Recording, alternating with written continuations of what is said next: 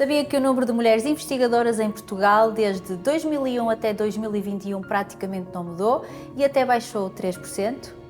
Elas são hoje cerca de 42% do total de cientistas no nosso país, o que é um paradoxo. Isto porque há mais de 30 anos que são formadas muito mais mulheres do que homens no ensino superior português. Hoje vamos falar sobre estas e outras conquistas das mulheres na luta para fazer valer a sua voz e os seus sonhos. O Viriato no Feminino On Tour está na cidade de Gondomar, onde existe quase tudo, menos o mar.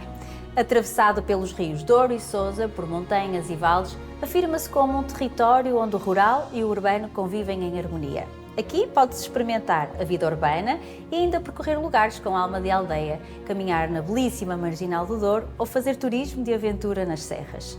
Este, que é um dos territórios mais populosos da área metropolitana do Porto, tem para contar uma forte história de mulheres. Das enxadeiras que sustentam a internacionalmente célebre arte da filigrana, até às resistentes britadeiras das minas de carvão, há um passado de resistência e bravura femininas. Gondomar aposta na equidade de oportunidades com um plano de igualdade de género em curso que se destina a transformar as mentalidades e as instituições. Transformação é algo comum às convidadas deste Viriato no Feminino, as admiráveis gondomarenses que vai conhecer a seguir. Todas elas dedicaram o melhor de si, a sua energia, a sua inteligência e, claro, todo o seu coração a mudar o mundo para melhor. Vamos conhecê-las. A minha convidada é descrita pelos amigos e colegas como uma mulher de sorriso sempre pronto, sempre aberto. É com essa boa disposição que se encara a si mesmo, parecendo que apenas fez o que era preciso na vida. Porém, na verdade, ela revelou ser uma força da natureza. A natureza que ela tanto estuda e divulga na sua vida de cientista na área da química orgânica. Foi pioneira na sua carreira e no seu arrojo, ao ser a primeira mulher a dirigir uma faculdade na história da Universidade do Porto. Foi também, nos anos 70, das primeiras mulheres a ir fazer o doutoramento no Brasil, muito longe deste país onde as mulheres tinham ainda uma imensa pressão para desempenhar papéis tradicionais. Uma herança cultural que ainda pesa nos momentos de assumir lideranças e responsabilidades. A convidada deste Viriato no Feminino agarrou essas lideranças quando foi preciso e tem uma vida de audácias para contar. Tem sido uma aventureira, mas as suas aventuras têm propósitos muito claros. Ir mais longe na ciência e tornar essa ciência mais acessível e mais interessante para os jovens. Professora universitária jubilada, continua a fazer investigação em produtos medicinais e continua a fazer planos e a ensinar ciência. Senhoras e senhores, Madalena Pinto.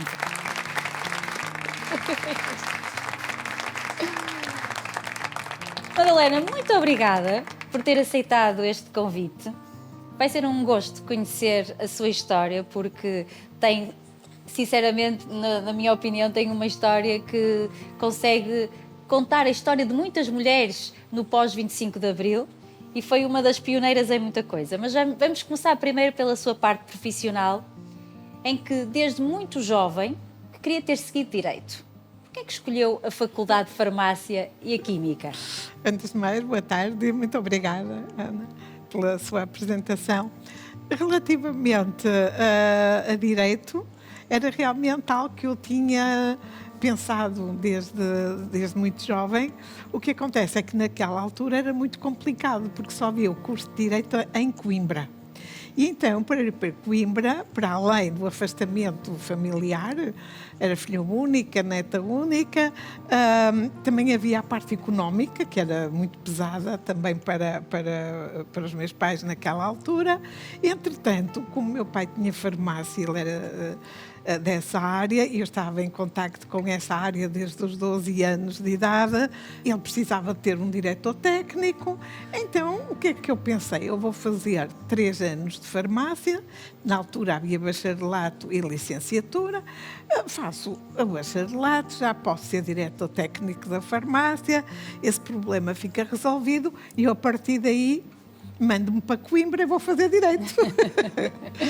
O que acontece é que comecei a gostar imenso do curso e disse, cuidado que eu tenho mais 2 anos, eu vou terminar, eu vou fazer a licenciatura. E fui ficando e, na verdade, acabei. acabei a licenciatura e sempre com muito agrado. Não me arrependi nada mesmo de ter terminado a licenciatura em farmácia, como se designava na altura. Tive a sorte de, no dia em que me formei, ter convite de 2 professores da faculdade, um para se pedir uma bolsa para fazer doutoramento e outro para ser monitora na área da química. A bolsa era uma coisa que era um bocadinho, podia vir ou não vir, monitora seria já um emprego e, portanto, já iria ganhar um salário e eu optei por isso e, portanto, foi o pontapé de saída para o que vinha a seguir. Para a minha vida profissional. E que ambições é que tinha quando estava durante esse processo académico? Tive a felicidade de poder começar como monitora, passar a assistente, professor auxiliar, professor associado, fazer agregação, professor catedrático. Como diz a Madalena, jubilar. Fez os degrauzinhos todos. Todos. Nada foi por decreto, ok? Foi por mérito. Foi por mérito. Falou-se aí no 25 de Abril, houve algumas situações que foram por decreto, as minhas nunca foram por decreto. Precisei sempre subir todas as escadinhas. e acabou por ser a primeira mulher diretora de uma faculdade na Universidade do Porto. Como é que foi assumir esse desafio? Olha, na verdade era interessante porque na altura havia o Conselho Diretivo, que era constituído por estudantes, pessoal administrativo e docentes, e qualquer docente era por votação. O presidente do Conselho Diretivo, o diretor da faculdade, era por votação. Havia 4 docentes e qualquer de nós podia ser votado. Então, eu achei que o maior risco que correria era de um empate com outro professor e aí teria que se fazer nova votação. E que já tinha sido diretor também, não é? Sim. Ainda era muito pior. Eu escondi um pouquinho isso. Mas é importante. É importante. Então eu pensei assim, mesmo que haja empate... Não vou conseguir. Não tem problema, porque eu não fui para lá para isso. Claro. O que é que aconteceu? A votação foi muito expressiva para eu ficar como diretora da faculdade. E eu, naquela hora, se me perguntam o que é que eu senti, olha, primeiro foi surpresa, porque realmente não estava a contar com isso, e a seguir foi um grande susto. Um grande susto porque, olha, eu tinha 30 e poucos anos, tinha-me doutorado há pouco tempo. Era mãe? Era mãe de um bebê, uma bebê, naquela altura com 1 ano e tal.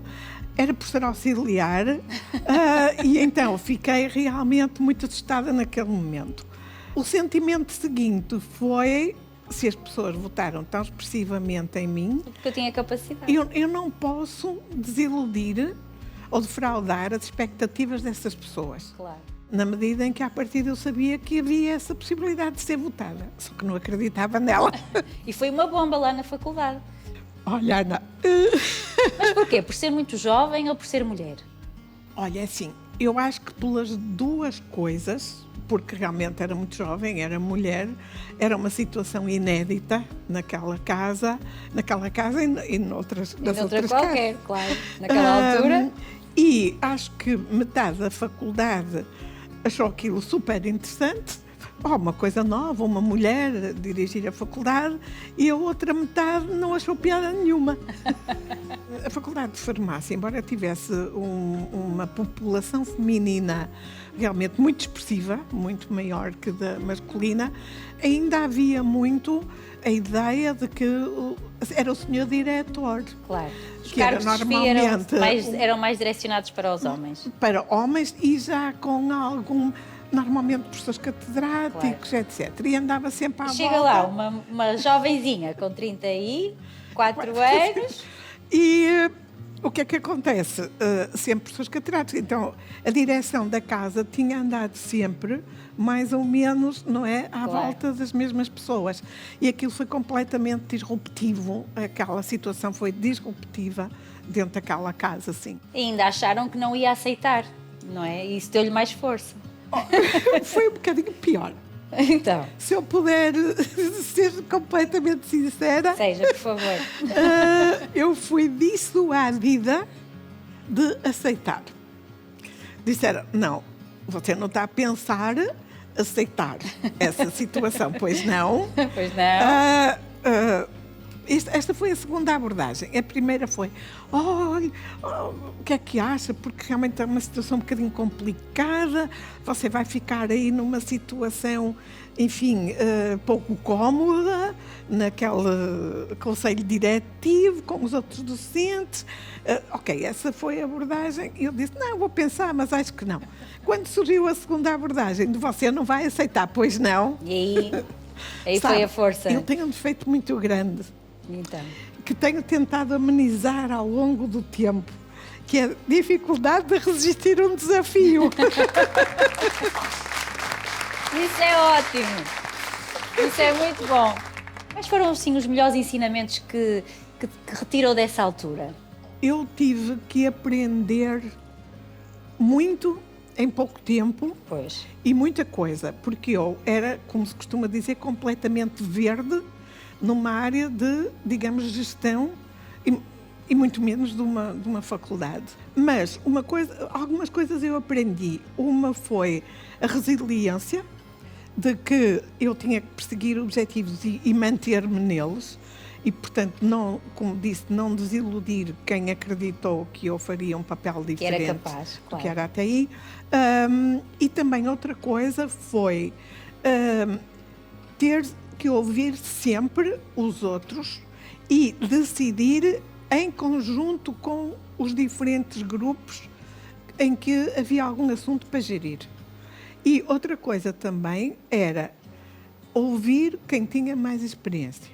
E eu agora gostaria também de a convidar a conhecer uma jovem menina, também ela é muito dinâmica e inspirada na mãe, dedicou-se ao desporto adaptado e tem mudado a vida de muitas crianças. Vamos ver. Olá, eu sou a Joana Teixeira, tenho 32 anos, sou a responsável pela secção de desporto adaptado no Futebol Clube do Porto. Este meu interesse pelo desporto adaptado surgiu no meu secundário e a minha mãe, nesses anos, era professora do ensino especial e partilhava muitas vezes, quando chegava à casa, o quanto feliz lhe deixava as conquistas que as crianças com quem ela trabalhava tinham no dia-a-dia. O que mais me inspira é poder contribuir para criar igualdade, permitir que a diferença se vá diminuindo aos poucos, que as crianças com deficiência ou os adultos possam ter tantas oportunidades de prática desportiva como qualquer outra criança. São os 4 pilares do Futebol Clube do Porto, porque desde muito cedo que estou a trabalhar aqui e serviu-me como mote para o meu trabalho no meu dia-a-dia, seja no clube e fora do clube, que é a paixão e a ambição, que acho que são 2 valores que para quem quer tentar mudar o mundo devem servir de inspiração, e depois a competência e o rigor naquilo que nós fazemos, que sejam também a nossa forma de estar e de trabalhar para conseguirmos alcançar os nossos sonhos.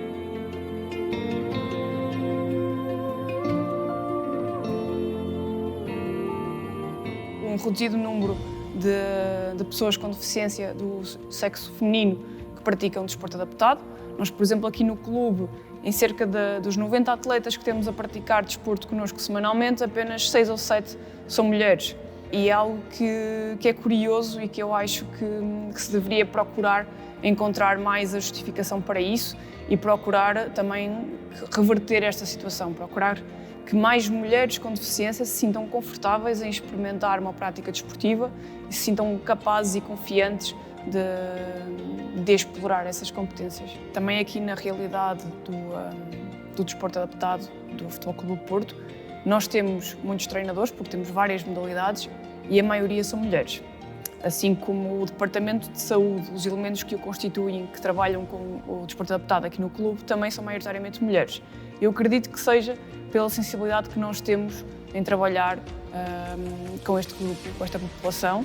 No entanto, também acho que tem a ver com o nosso lado mais empático. Ninguém me impôs, os meus pais sempre me permitiram poder ser quem eu quisesse ser.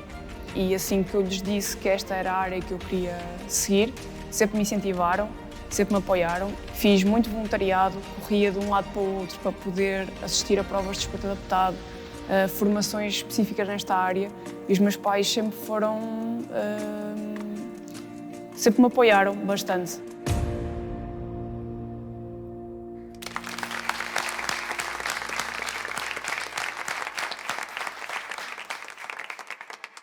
Madalena, o número de mulheres investigadoras em Portugal, dizem as estatísticas, que desde 2001 até 2021 não sofreu qualquer alteração. Eu acho que até desceu 3%. Por que acha que estes valores são assim? Olha, Ana, é assim, não foi o único país a nível da Europa onde isso aconteceu. Embora haja outros que tenham até aumentado ligeiramente, alguns mantiveram. Olha, eu acho que esse tipo de situação ela é multifatorial. E é multifatorial porque envolve realmente um conjunto de circunstâncias que muitas vezes contribuem para que as mulheres não se dediquem tanto à área científica. Isso tem a ver, obviamente, com muitas vezes a carreira ou melhor, a colisão entre a carreira e a parte familiar. Portanto, é muito perigoso sempre ver um indicador único nesta área, porque, por exemplo, eu acho que o relatório, acho que é de 2022, em que o número de mulheres que têm patentes em Portugal é muito superior, eu acho que é quase o dobro da média europeia. Portanto, significa que, digamos assim, o nosso campus científico feminino está a mexer. Mas, nos anos 70, um dia acordou e disse: vou para o Brasil fazer um doutoramento. Olha, não foi bem assim, eu tenho que ser justa. E eu achei piada, desculpem interrompê-la, mas a Madalena disse: foram 2 anos, 9 meses, 5 dias e 6 horas. É verdade. Contou ao minuto porquê? Foi assim tão doloroso? Não, pelo contrário. Olha, sabe porque é que eu, agora, pulando para essa curiosidade, eu tinha essa vontade de fazer algo fora, porque o trabalho que eu estava a desenvolver eu via que era feito avançado, ou na Suíça, ou na Índia, ou no Brasil. Na Suíça era aqui ao lado. Era muito perto. Na Índia não me apetecia muito pelo clima. Eu disse, Brasil tem lá uma equipa fantástica, why not? Primeiro foi solteira e veio, não casada, mas veio com o seu marido. Não, eu vim em 79 e casei em 80. Foi quase logo assim. Ele ficou lá ainda um bocadinho mais. Mas na parte profissional deu-me um input enorme. Uma visão alargada da ciência, porque tive a sorte de ter um orientador lá, o professor Otto Richard Gottlieb, que inclusivamente foi indigitado para Prémio Nobel numa dada altura e que tinha uma visão única da inovação, do que era o futuro. Para mim foi das maiores inspirações que eu tive. Eu às vezes brincava, ligava-lhe quando eu já estava e dizia: olha, estou a precisar de oxigênio. Ele era o meu oxigênio a nível de trabalho e ainda hoje sinto falta do professor Gottlieb por toda essa abertura ao mundo e essa abertura a tudo que é novo. Vamos ver o que é que conseguimos fazer de novo. Eu convido agora a conhecer também uma mulher gondomarense muito inspiradora, que está habituada a ser mulher no mundo dos homens e tem um propósito na sua vida, que é cativar outras jovens meninas para a área da tecnologia. Vamos conhecer a Paula Viana. Eu sou Paula Viana, sou professora coordenadora no Instituto Superior de Engenharia do Politécnico Porto e sou investigadora na Inestec. A decisão de enverdar por engenharia é também, às vezes, uma situação um pequeno momento, que parece insignificante e que nos leva a tomar decisões que são realmente importantes. E recordo-me que foi num intervalo de umas aulas, uma colega de turma fazer uma referência deste género. Os rapazes, quando gostam da matemática e da física, escolhem estudar engenharia, porque depois têm um leque diversificado de opções, uma quantidade de profissões que podem escolher. As raparigas gostam de matemática e física, vão para um curso de ciências, cujo destino final é carreira docente, ser professor. Portanto, aquilo fez-me um clique. As raparigas continuam a resistir muito a entrar nesta área das tecnologias, da engenharia, da ciência dos computadores, da mecânica, da engenharia mecânica, continua a ter uma percentagem que eu diria que não é muito maior do que aquela que eu encontrei quando há mais de 30 anos entrei na Faculdade de Engenharia. Eu diria que é uma questão cultural e de educação. Continua a haver uma quantidade muito grande e ainda muito forte de estereótipos que criam uma barreira para que as meninas percebam que este também é o mundo delas. Como há poucas mulheres na área das engenharias e tecnologias, elas não têm o exemplo da mãe, da tia, que as faz perceber que isto é uma profissão que não é uma profissão de homens, é uma profissão também feminina, uma profissão que tem um lado humano muito grande e, portanto, temos que tentar alterar, passar uma mensagem de que as mulheres estão na engenharia, estão bem, estão confortáveis e têm sucesso. Eu vivo a vida que escolhi. Escolho todos os dias, sou feliz com aquilo que faço, realizada, e deixarei aqui uma mensagem às meninas. Desafiem-se a si próprias, que vão ser felizes e vão mudar o mundo. Que fórmula química é que acha que poderíamos, eu não, mas a Madalena e a sua equipa, fazer como uma poção mágica para as mulheres? Como é que seria essa fórmula química? Olha, é assim, eu não acredito muito em poção mágica, em poções mágicas, não é? Se a gente pensar na fórmula do Harry Potter, é uma complicação para fazer aquela poção mágica. Nós temos área de trabalho no nosso grupo que também é dedicada à cosmética, sim, também. Não é propriamente uma poção mágica contra o envelhecimento, mas tem a ver realmente com a área de impedir ou retardar o envelhecimento. Sabe, eu acho que mais que procurar o elixir da juventude, mais que isso é irmos-nos aceitando ao longo do tempo com as mudanças e a evolução que surgem connosco como pessoa. É óbvio que eu não tenho a mesma cara, o mesmo corpo que tinha aos 20 anos, aos 30, aos 40, aos 50, porque já vou um bocadinho mais à frente. Mas acho que o importante é dizer, eu sou esta, que estou aqui, vou-me aceitar, e com isto que eu aqui tenho, o que é que eu posso fazer? Certo? E, portanto, acho que isso ajuda muito em que, para além do tratamento que me fizeram hoje, e que eu agradeço por poder estar aqui, que, na verdade, ajuda a que nós consigamos olhar para o espelho e nos vejamos tal qual somos e com as potencialidades que temos para aquela fase da vida. Gostei, Madalena. Uma salva de palmas. Ótimo. É isso mesmo. É isso que falta nas mulheres. Mais confiança e mais amor próprio. É isso mesmo. Reconhecimento também tem estas duas irmãs, a Ana Teresa e a Mariana Silva, que nasceram numa família de ourives, mas optaram por escolher outros cursos na área da saúde, mas a paixão pelas joias, pelas criar um projeto muito bonito. Vamos conhecer. Olá, eu sou a Ana Teresa, esta é a minha irmã, a Mariana. Somos as fundadoras da AIM Jewelry e vimos de uma família de ourives. Os nossos pais sempre privilegiaram os nossos estudos para sermos mulheres independentes. E então nós decidimos, na altura, enverdar pela área da saúde, tinha ótimas saídas profissionais e nós gostamos. Contudo, com o nosso amadurecimento, com o passar dos anos, percebemos que não estávamos totalmente realizadas a nível profissional. Foi aí então que decidimos arriscar e começar então a desenvolver o nosso sonho comum. A AIM, no fundo, nasce numa vontade de duas irmãs em seguir a tradição, seguir o património e esta herança que nós temos da família de ourives, em criar algo novo, algo inovador, mas ao mesmo tempo seguir muito as raízes que nós temos e temos um pai que nos dá ótimos conselhos. Por isso a ideia é continuar este caminho, este projeto, para mulheres que são únicas, são especiais e que, acima de tudo, se sintam fortes e que tenham uma energia única ao usar as nossas joias. Tentamos sempre fazer a combinação entre a tradição e o moderno, sem nunca perder a qualidade. Os nossos produtos são 100% nacionais e artesanais.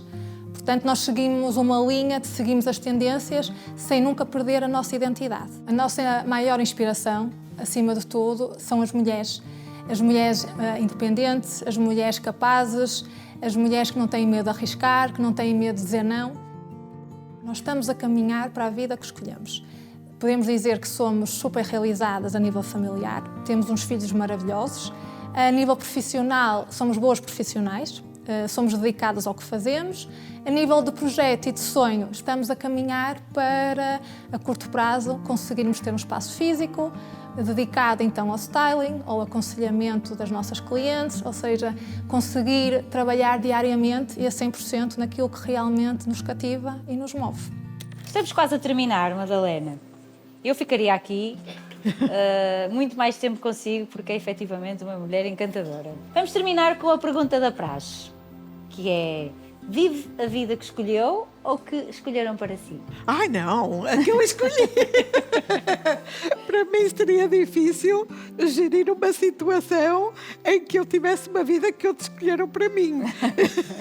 Como lhe disse, eu tenho um espírito um bocadinho livre, independente e, no fundo, não sou bom exemplo para ninguém, se calhar. Não porque... é? Não é? Mas tive essa felicidade, por isso eu lhe disse que me sinto privilegiada. Sempre os meus pais me deram uma educação que era a educação da época, com uma certa, comparado com o que é hoje, com uma certa rigidez ou dentro de parâmetros, mas sempre me deram muito a liberdade de eu decidir a minha vida.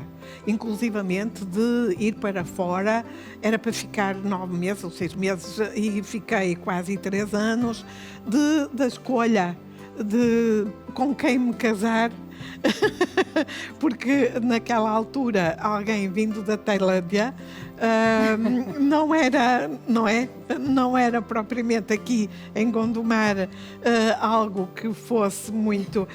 nem sequer havia tantas lojas de chineses como agora há. E então, quando meu marido chegou, achavam que tinha vindo um chinês.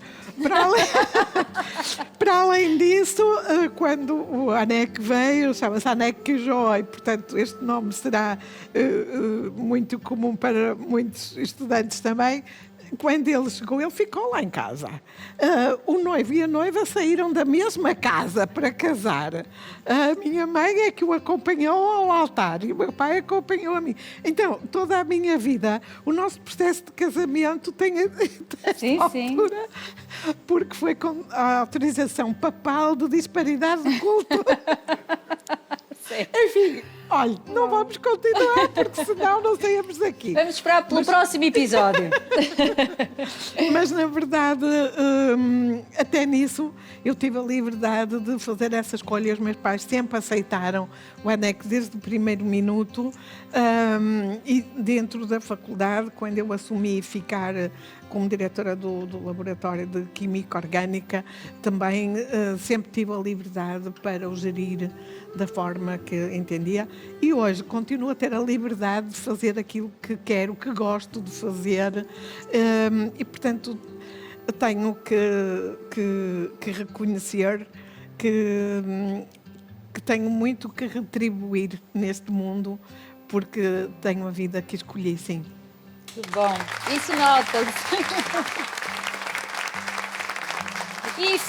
Isso nota-se, Madalena. Isso nota-se. E quando fala disso, Ana. Os seus olhos ficam também emocionados. Porquê? Porque está feliz com a vida que escolheu e obrigada por ter partilhado aqui connosco a sua história tão inspiradora. Uma salva de palmas para a Madalena. Obrigada. Quero agradecer também à Joana, à Paula, à Ana Teresa e à Mariana por nos mostrarem como foram as lutas para alcançar as vossas metas com os seus altos e baixos. As vossas histórias tão diferentes nos seus propósitos e tão iguais na determinação e na humildade vão certamente inspirar outras mulheres, outras jovens e meninas a terem a coragem de seguir a sua intuição e os seus sonhos. Vamos de alma cheia aqui de Gondomar, onde conhecer estas mulheres de vontade indomável foi uma experiência inesquecível. Muito obrigada por terem estado comigo em mais um Viriato no Feminino on Tour. Foram 2 programas dedicados à mulher no mês especial de março. Em breve, continuaremos na estrada a conhecer mais mulheres maravilhosas. Lembrem-se, juntas somos infinitamente mais fortes.